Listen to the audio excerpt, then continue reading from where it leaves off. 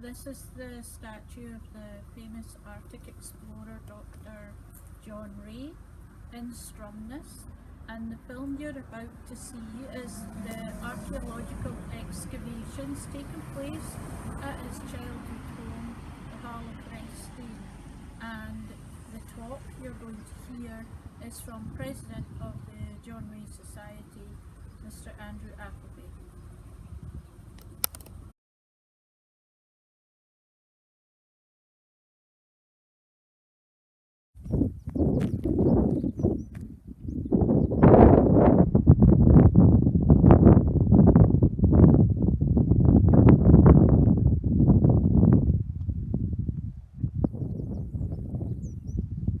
Good morning. This is, as you see, the Hall of Clestrain, and there's the grand stair which is on the south side of the building, and we have in front of the building this dry stone dike, which doesn't really match the architecture of the rest of the house, which is awfully fine.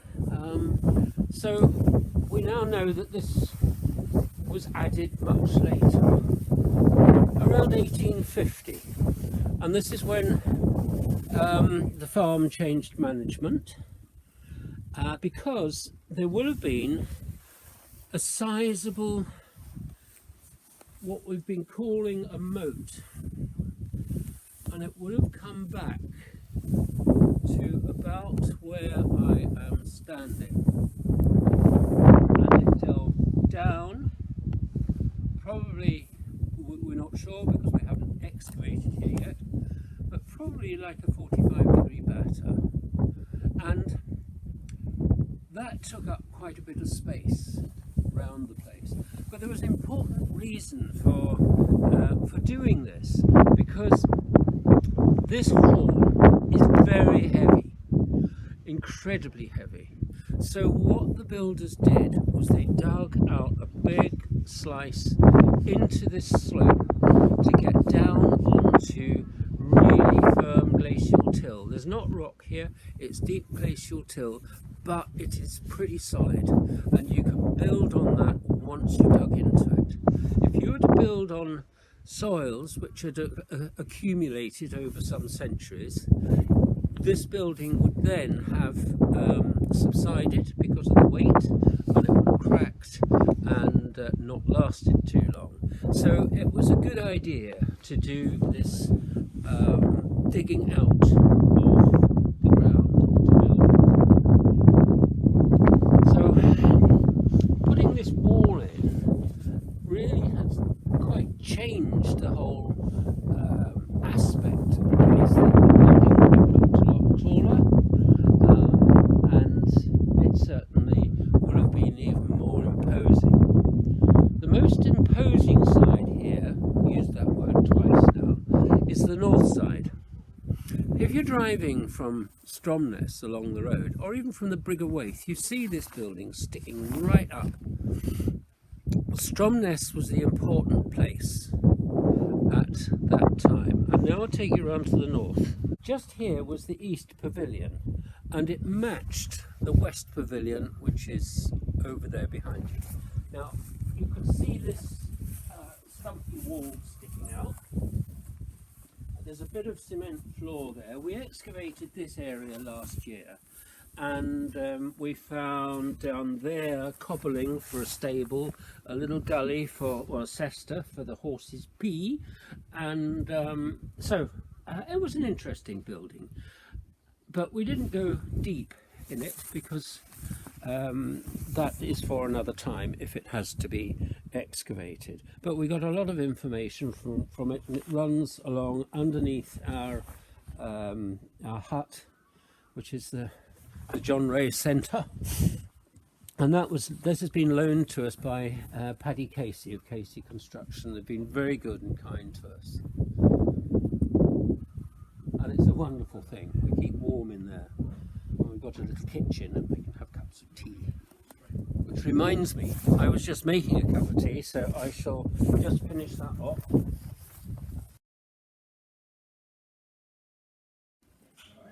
Andrew, this is outside.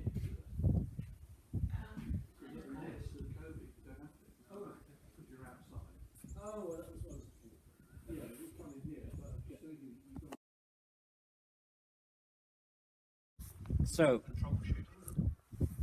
I can continue.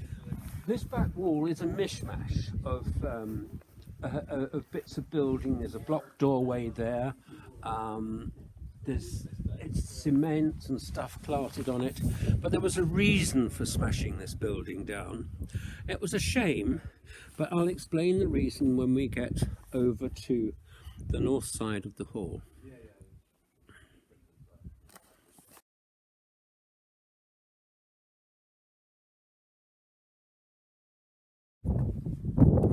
Now these were covered over in 1952-53 or thereabouts, and the reason for that is the basement. Would you give me the hall key, please, Duncan? Yes. The basement of the hall was turned into pigsties, and pigs do not like going up and down steps. So this was levelled off, and the inside of the hall was filled with rubble and then cemented over, and the pigsties built. They're very beautiful pigsties, and that is why the East Pavilion, we think, was destroyed. It was so as to create enough rubble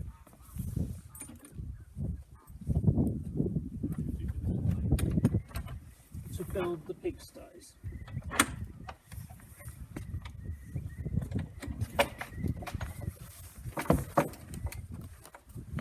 You can see there the level that it was brought up to, and there are the sties. And often people say, what a shame they turned this into a piggery. But actually, in hindsight, realising financial situations, it's probably the piggery that saved the building, because it was making money for the family. The house was uninhabitable and was of no use apart from a piggery, and on the upper floor, right at the top, they had poultry.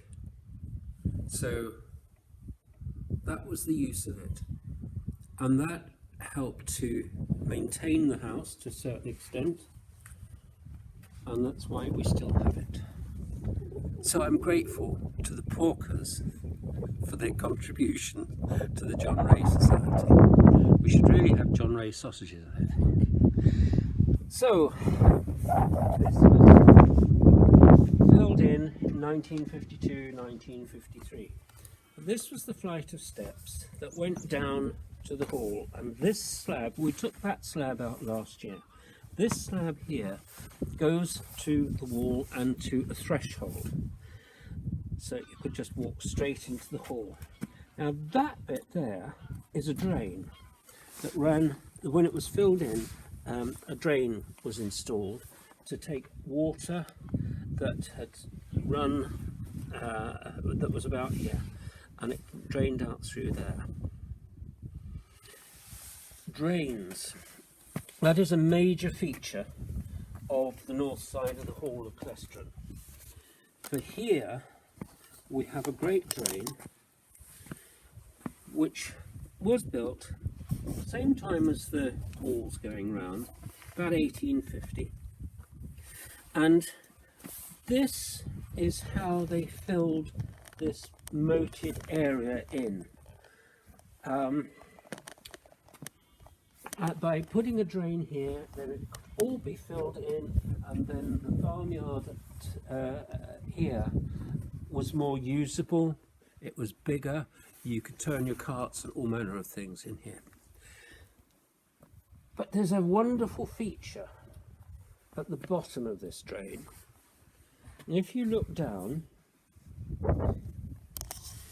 you'll see that sandstone slabs with like a D-shaped gutter in it, and that was here before the drain was built. This drain is built, it's just stuck on top of it. But there's also a slab next to it, and that goes under the drain wall, and that goes right, probably goes right to the north wall of the hall.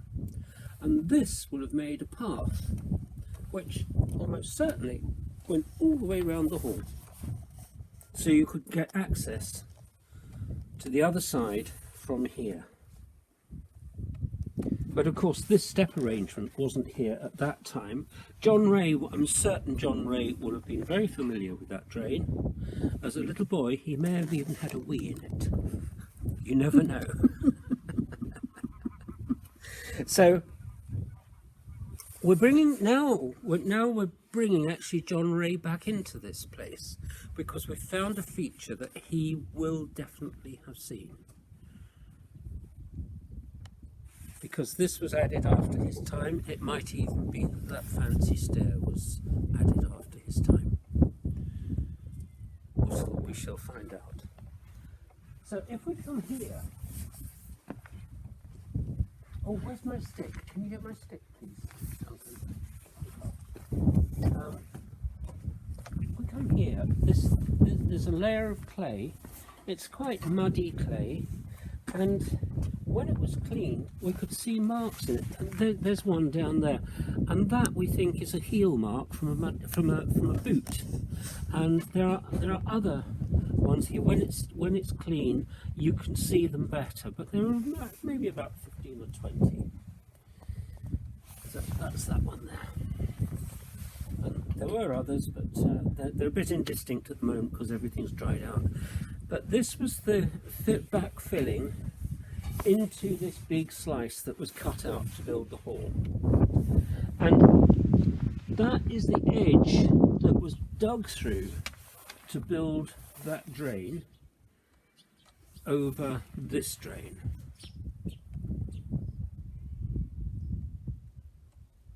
And we've had quite a bit of pottery from here, and bones, yes, and lovely big bones. And one thing down here, there was a whole mass of eggshell just in the soil and the mud, and so that bucket of stuff will be off to be analysed because there'll probably be other interesting things in there as well. And there's been beautiful ceramics come up from here, spongeware, some of the best I've ever seen, and beautiful china which shows off the status of the people who were in here. Very little absolutely common pottery, all of great quality.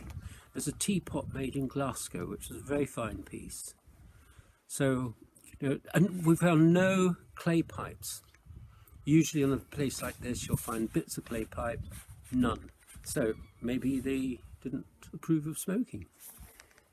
Don't know. So what we did do, right at the last minute, there's a stone there. We dug a hole down and found that this glacial till is only wash and it's backfill for the moat, and there's black stuff down below. So we've got more work to do. We'll have to do that next year. So we'll take this out again and go down and just see how far and how old the remains are here, because they say that the hall was completed in 1769 because of earlier records, and also there is a list of all the equipment and sort of cornices and things and how many nails listed, but that was for a court case. It wasn't for finishing, getting a completion certificate, which you might have had in those days. It was for a court case. So 1769, I think it'll be a bit earlier than that. And by going down there, we'll be able to find the date, probably rough date that this building was built. It'll be interesting to find out. So, come this way now. We're going to look at the West Pavilion.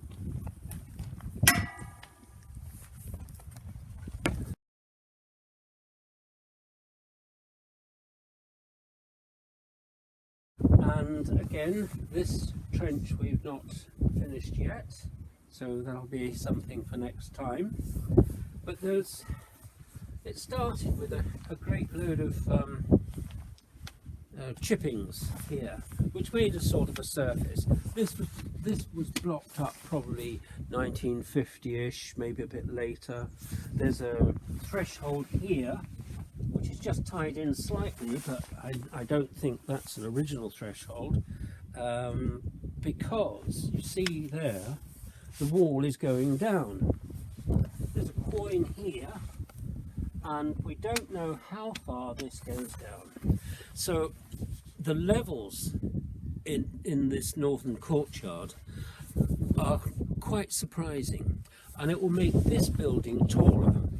We've got a photograph from maybe the late 1800s, early 1900s, and it shows this building with another story, well, a half story anyway, and there were windows up there.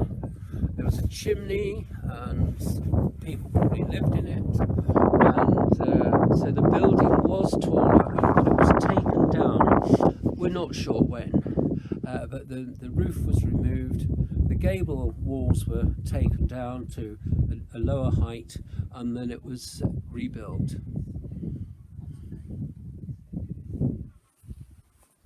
Duncan, can you do the pavilion door?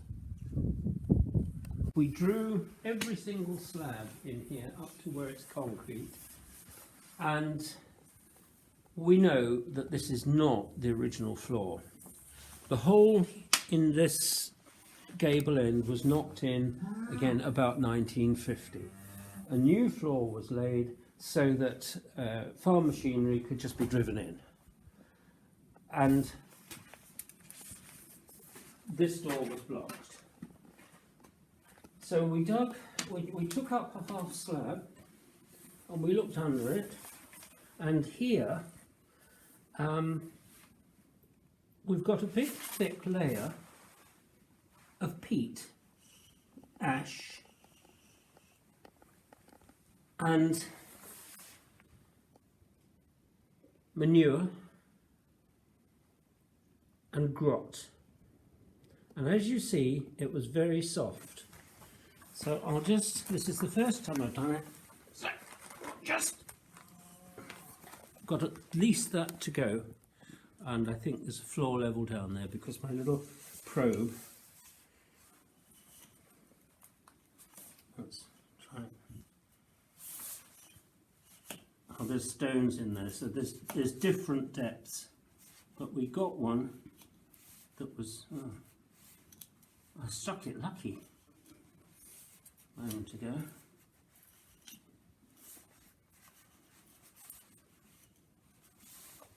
Yeah, first time was luckier because it went down to that point.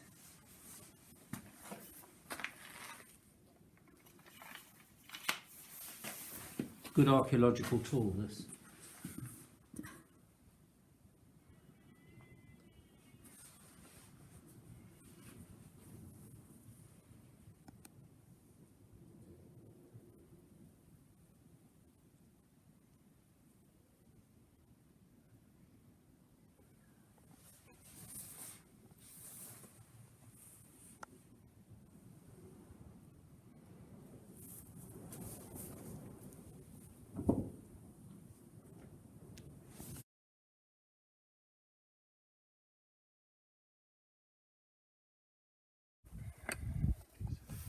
The lowest point here is there, and that's where we think there's a drain which would run down towards the sea.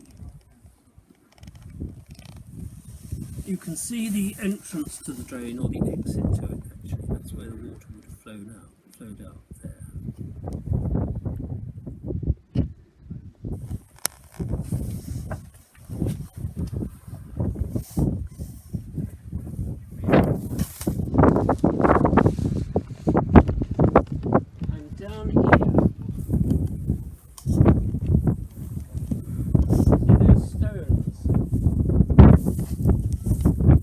Along there, they are upturned So they upturned the lovely gutter that was in here, and they act as a bit of a foundation for this wall.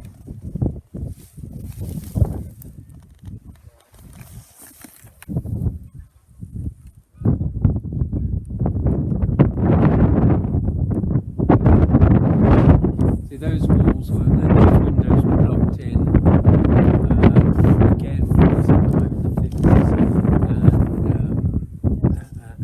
but what a view to Hoy Sound, which you can see today. We didn't see it all last week, but there it is, Hoy Sound, and that's where the ships from Hudson Bay went out and came back in.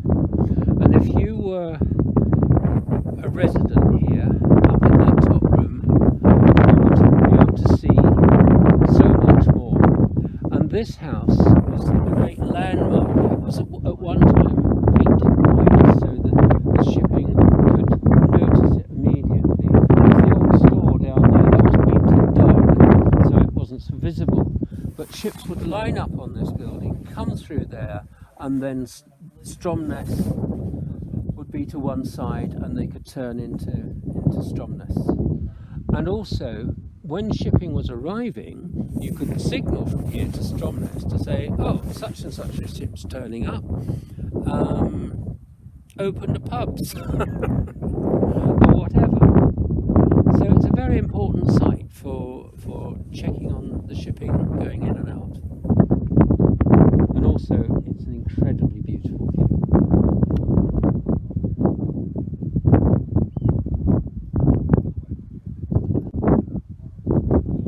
So if you were John Ray standing here or up in the building, you'd see the ships coming in from Hudson's Bay, and you could signal to Stromness to say, open up, the ships are coming in.